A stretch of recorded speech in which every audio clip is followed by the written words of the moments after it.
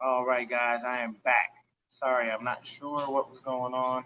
I usually see some of you guys in the comments here. Um, don't know what happened.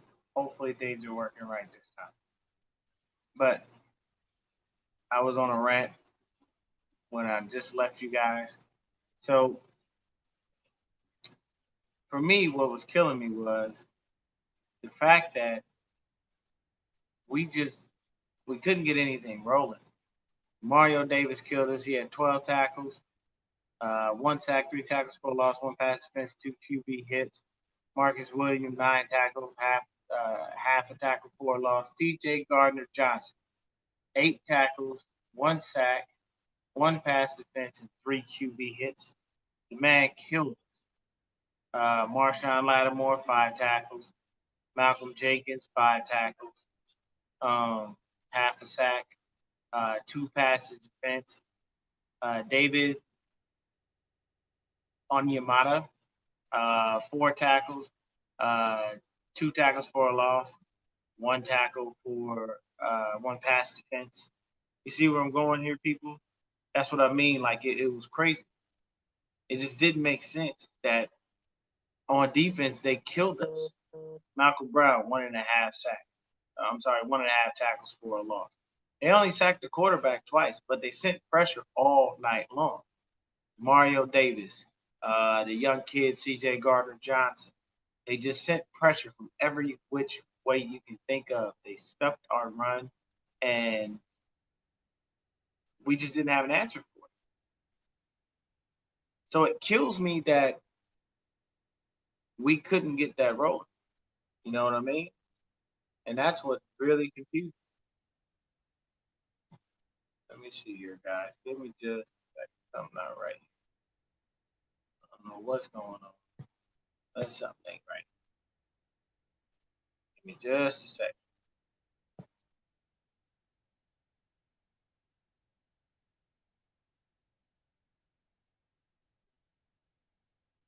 But yeah, it's definitely more than confusing. And I don't know. I feel like Kyle Shanahan is tanking. I'm just gonna come out and say it. I don't want to say it, but I feel like he is.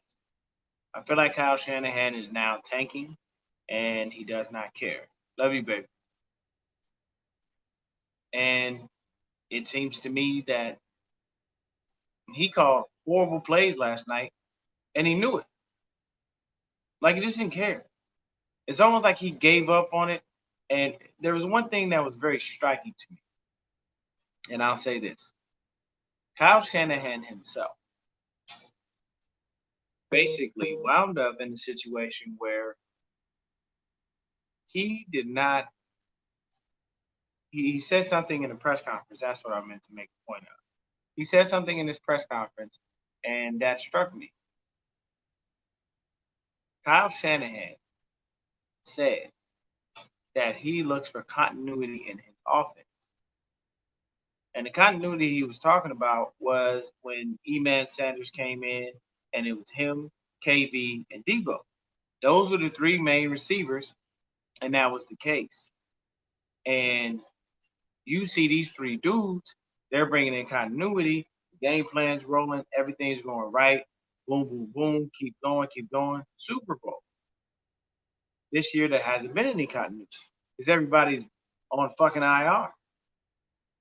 So, what I'm saying is, I feel like Kyle Shanahan is thinking and he's just not letting it because we should know where Hronis Grasu is. We should know where uh, a lot of these players are. We have $80.8 million sitting at home. Our number one tight end, George Kittle, at home, injured, out for the year. Jimmy Garoppolo, supposed to be our starting QB, at home, injured, out for the year. You know, so it kills me that we have all these players injured, and yet still our defense went out there and fought their heart out. They did everything that they could. Dre Greenlaw, 11 tackles. One tackle that he missed, though, was really big. He should have stopped Alvin Kamara before he got on that run almost to the end zone. He just poor angle, bad tackle. Tarvarius Moore, 6 tackles. Kerry Hyder Jr., 5 tackles, 1 sack, 1 tackle for a loss. Barry Warner, 5 tackles. Jamar Taylor, 4 tackles. Jimmy Ward, 4 tackles, 2 passes defense. 1, a clear-cut interception that man should have caught.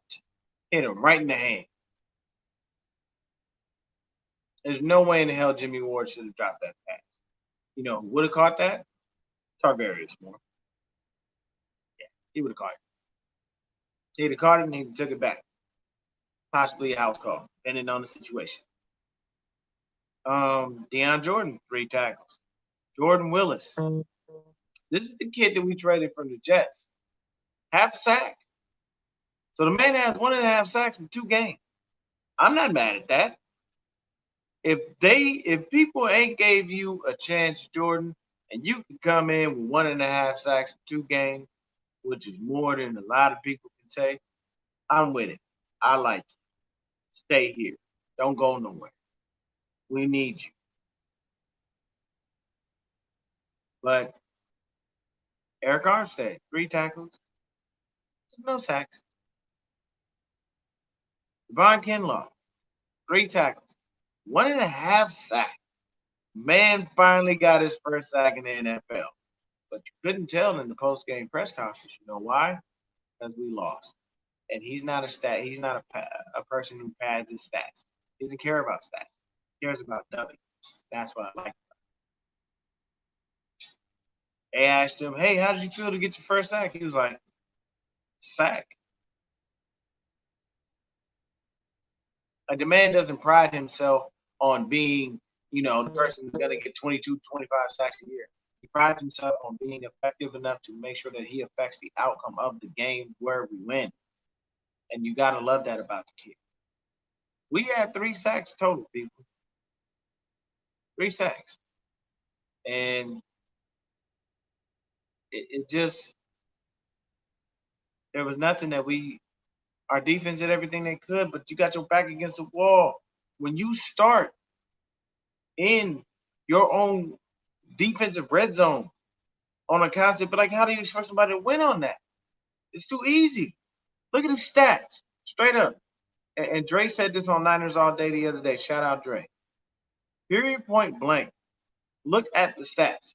Drew Brees, they passing combined 14 out of 23 for 123 yards and 1 TD. This is Drew Brees, people.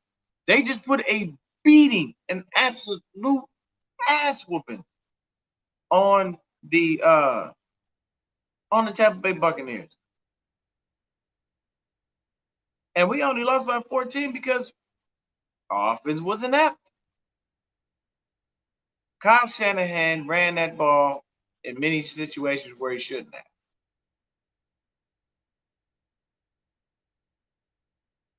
At some point, you have to start looking beyond what you're doing and understand that you need to make a change. Kyle Shanahan himself is really starting to make me question his decision making and whether he is an actual leader. And the reason that I state that strictly is based off the fact that you stand on the sidelines, you're supposed to be this whiz kid offensive coordinator, but you keep losing games. And you keep calling the dumbest of plays. And you're messing with the offensive line when the continuity was there. I guarantee you, people, if Hroniss Grasu was in the game and Daniel Brunskill was at his natural position of fucking guard, we would not be having these problems. But you consistently have put Nick Mullins in a bad situation.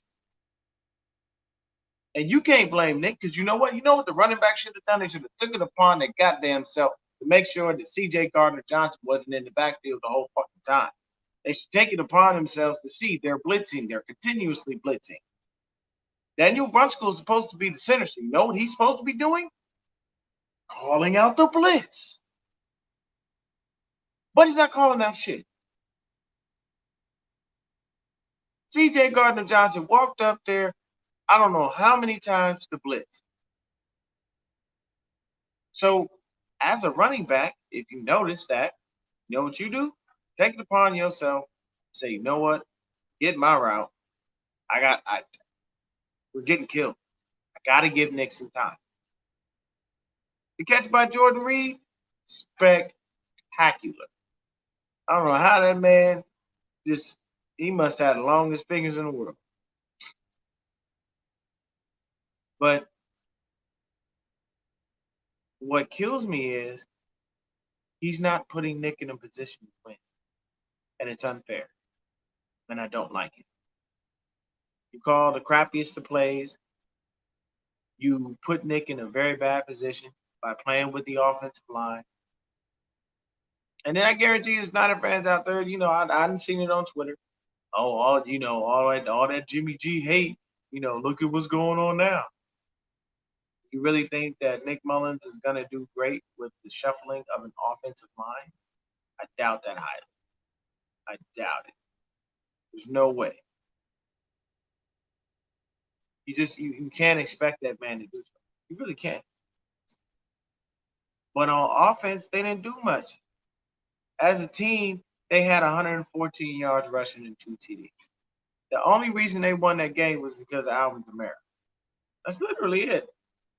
If you take Alvin Kamara's touchdowns out of the game, they lose.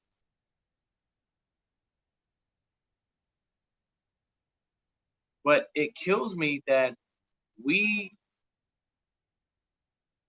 putting our backs against the wall purposely. The special teams problems were what really put our backs against the wall because they weren't walking down the field on us. They could not string together a drive. If anybody says they want Jameis Winston, did you watch him last night? I don't want Jameis Winston on this team for any reason. Sorry. Jameis Winston is trash. I don't care what it is. And then they showed him doing some weird, freaky, a little Dak hip twist or thrust or whatever the fuck that he was doing it differently with his feet. I don't know what that boy was doing. Be out there looking like a crackhead. But the sad part about this game is it wasn't the defense's fault. The defense has been fighting their ass off these past couple of weeks. Kyle has not been doing things correctly. So this is my message. Kyle needs to get his shit together. You just got a 6-year extension and you're fucking up. I think Jed York needs to sit down and have a talk with the man. Just like my boy Dre said on Niners All Day. I think Jed York needs to pull up on him. Hey, look, we're going to have to have a conversation. You know what I'm saying? Man to man, G to G, gangster to gangster. I didn't give you the money that I gave you. I didn't make you one of the highest paid head coaches in the league for you to shit on these damn seasons and give up. Our record did not indicate that we are out of the playoff hunt. They are allowing 18. I don't give a flying fuck what you don't like. Get out there, call the right plays, make sure we start getting these W's. Stop playing with the goddamn line. Because let me tell you something.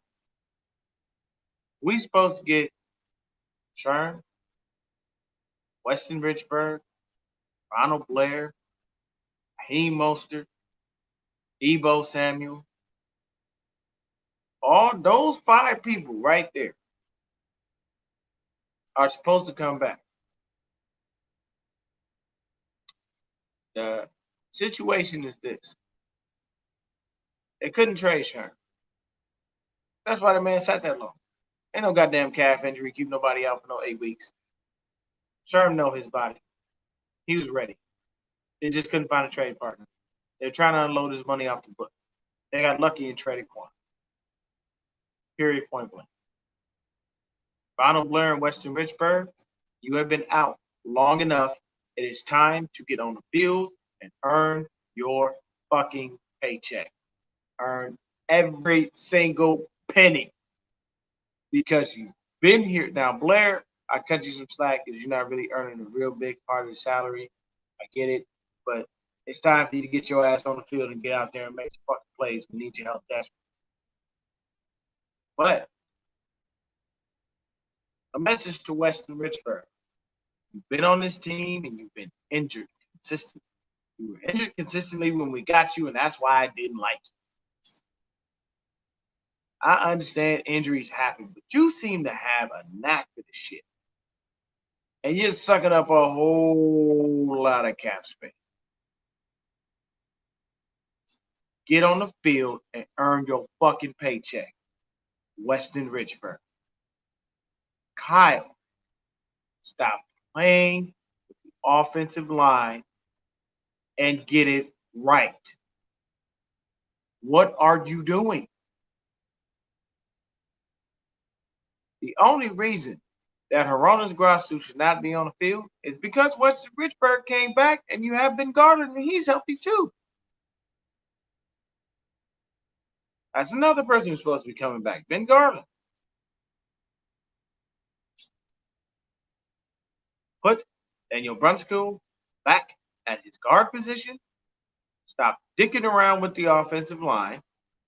Make sure that if you see somebody consistently blitzing, you start to send help. It's real easy to go to your running back and say, hey, if you notice this guy's blitzing, give him a chip. Give Nick some time. I feel like he's throwing Nick to the wolves, and I don't like that shit, man. I don't like tanking. Tanking is horrible to me. Tanking means that you give up, that you're not even fighting. For us to make the playoffs, we probably are going to have to win every single game for the rest of the year. Because the NFC is that damn competitive.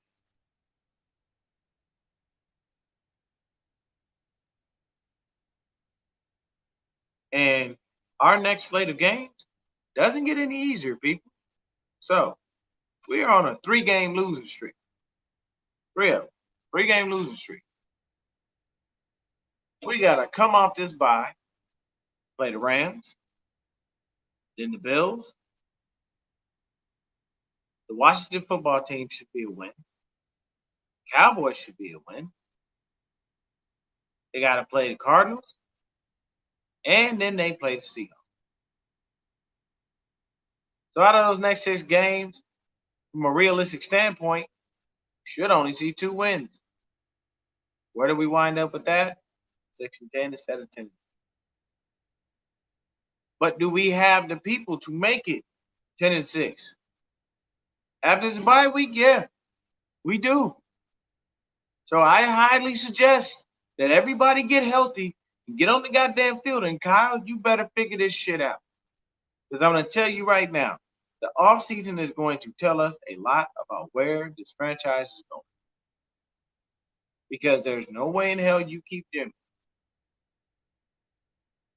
I like Jimmy. I think he's a really good quarterback. The issue that we have with Jimmy Garoppolo is he keeps getting injured.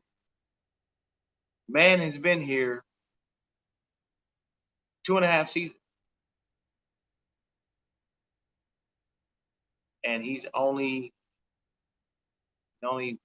played 1 full year. He took us those 5 games and got us at 6-10 at the end of the first year. He came back. We were 1-3. What's happening with you, Roy boy? Hope work is going well for you, brother. But where's he at now? Jimmy's been in and out all season long. And yeah, we've been rushing guys back. That's part of the problem. You got to let dudes properly heal. Your body is. I understand you go in a panic mode as a coach, and you're like, shit, we got to win games. What are we gonna do? Okay, hey, can you go? Can you go? Can you go? It is what it is. Slow night, all right, brother. That's cool. Hey, slow nights are cool. Sometimes you take it easy. The only issue with the slow nights, Roy boy, is the fact that sometimes time go by a little slow too. I can understand that much. But at the end of the day, you gotta get it together, Kyle. Put the line back together the way it was originally constructed. Leave Brunskill where the hell he was at guard, because Tom Compton is hot garbage and Coleman Kivitz clearly isn't ready. And Daniel Brunskill obviously does not know how to make calls on that line. He don't know how to call out protections and not a goddamn thing. Because if he did, then there would be no reason at all, that the idiotic plays that you are calling would be called, and there'd be no reason that Nick Mullins got killed by C.J. Gardner-Johnson all damn night long. It doesn't make sense. So for me, the next game, oh yeah, high ankle sprain. All that, just high ankle sprains have been the bane of our existence this season. But for me, the rest of our season, we have to win. We don't have a choice. Literally, to get into the playoffs, we're gonna need that 10-6 record, because the NFC least is going to produce a playoff contender strictly based on whoever wins their division, but they're going to be under 500. We're not going to have an end, because it doesn't matter how you win your division. You just have to win it. You can be 3-13. If you're tops in your division, you get into the playoffs. Does not matter. They're not going to change that. That is the way it is. I can't remember what year it was, and I think it was a year for the Patriots that Matt Castle started. They went 11-5, and they wound up not being in the playoffs because they couldn't, they couldn't, they were second in their division, if I'm not mistaken. I believe that was like the year that Sanchez was on the run with the AFC. But yeah, boy, that's what I was talking about, man. Like our next 6 games, we must win. We got to beat the Rams, which we've already beaten them. We got to beat the Bills. And their DB situation is trash right now. I think everybody's either on the COVID list or injured. That could be a nice little advantage to take a nice little way for us to take advantage of things. But we have to worry about Stephon Diggs. And we got to worry about Josh Allen, because that is a really, really large individual running with the ball. The Washington football team, I'm not worried about. I'm not worried about the Cowboys. But the Cardinals, Kyler Murray just won on a Hail Mary of all Hail Marys. There were at least 4 defenders in that area. How did DeAndre Hopkins come down with that ball? Because he's one of the best fucking receivers. There's no way in hell he should have caught that ball. Period. As a defensive back, as a safety, you should be ashamed of yourself. You should, after the game, you should look and say, I don't even know why I'm playing football. You should be down on yourself for at least the rest of that night. Because there's no way in hell he should have caught that ball. There's too many defenders around him. It didn't make sense. Oh, y'all standing right there. You just watched the man. Y'all jump. DeAndre said, nope, this is mine. I'll take that. Thank you. Seahawks. He beat us earlier this season. John B. was happening, brother. Hey, man, I sent you the link, bro. But I think I started another one. So I got to get you in here one time, man. I'll link up with you. I'll get at you on Twitter, and we'll get you on the show. But that's the issue. You know what I mean? It really kills me because, I'm trying to see what's going on. Give me a sec, John B.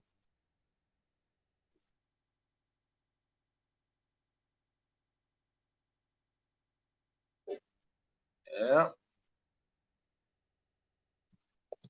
But that's what we're trying to do right now, man. Our season is on thin ice.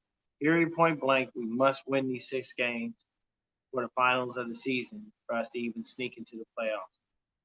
And what I honestly want to see, and I hope and pray that this actually comes to fruition, I want to see Kyle get back in his bag.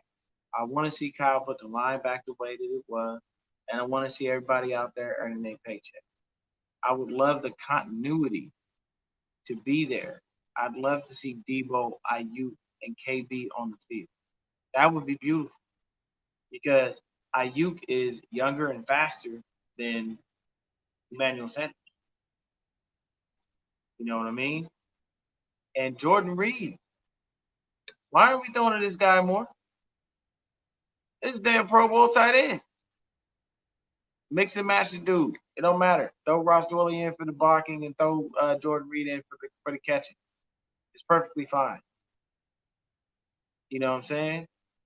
Heem should be back. Jeff Wilson should be back. You know, we should. We have the makeup of a winning team on offense, and our defense is starting to come on the way that we need them. They're coming on strong, and they've been playing very, very hard. Kyle, stop putting their backs against the wall by calling these dumbass plays. Give up on Jerick McKinnon already. Just let it go. The man can't carry a load. I mean, Austin Walter had one catch, but he looked lightning quick. So I say all that to say, period, point blank, we need to take a turn for the better. After this bye week, we need to come out and we need to look ourselves in the mirror. Kyle needs to go home and have himself a nice little time off. Chill with your family. Relax during this time of COVID. And you know what Kyle needs to do after that? He needs to get in his bag. He needs to call Weston. He needs to call Ronald. He needs to talk to all these people and say, hey, 6-game stretch. I'm going to need everything you got. Are you here? Are you with me? He needs to get in the locker room and look the defense in the eye and say, you know what? I messed up. This is my fault. I know this last game against the Saints, your backs were against the wall. You guys were inside the 20-yard line on several different occasions. That's the reason why we lost that game. I'm so sorry. Because from a statistical standpoint, you guys kicked ass in every way. But what I'm going to do is I'm going to fix it. I'm going to get things together. I'm going to make sure that we're good. I'm going to make sure this offense scores so many points that you guys don't have to work as hard. Because Robert Saleh right now looks like a really, really good start. He looks fantastic. He did a great job. I have no qualms with Robert Saleh right now. His defense is starting to make the play. They're coming on strong. And they're doing everything that they can. But now, I can fix it. Uncle Sherman and Jason Perret need to be on the field together. And we need this is the way the defense should look. The defensive line, they can mix and match and do whatever they want. I'm always confused on who's starting, who's doing what. All I know is that Kinlaw starts, Kerry Hyder starts, and Eric Armstead starts. Whoever else starts there is a mixed match. Usually DJ Jones, but I couldn't tell you. But we need to have Fred, Dre, Aziz. They got to keep doing what they're doing. JV, Richard Sherman should be out there on the field. And our safeties. And I know this hurts to a lot of people, but I'm going to say it. Tarvarius Moore and Jonathan Cyprien should be out there. Whenever we're going against these crazy passing teams, Cyprien is better than Marcel Harris when it comes to pass. Marcel Harris is great against the run, but he sucks against the pass. He beat all the time. He beat like a drum on constant basis. Tarvarius Moore is just faster and can catch the damn ball. He can intercept the ball when he has that chance. Jimmy Ward is notorious for dropping interceptions. Always has. On offense, line needs to go back to what it was. Trent, Lakin, Weston, get off your ass and earn your paycheck. Daniel, go back to your home. If anybody ever watched Happy Gilmore, this is your home. You don't want to go to your home? That's where you belong. Your home is at right guard, not at center, because you have no idea what the hell you're doing. Mike McGlinchey, he shouldn't be getting punked by a DB at all. Period. It's starting to look like a bad choice at number 10. And Raheem and Jeff need to be the running backs. need to let go of Jerick McKinnon, Kyle. Please let go of Jerick McKinnon. He's not worth it unless he's running around. Man dances too much in the backfield. He doesn't. Just let it go. Give it up. But that being said, everybody enjoy the bye week. Everybody, please have a good evening. Stay safe. Stay blessed. Um, I don't like to talk about anything outside of football in here, so I'm going to leave it at that. But get your toilet paper and your water because people are getting stupid again. And just be safe. Y'all have a good evening.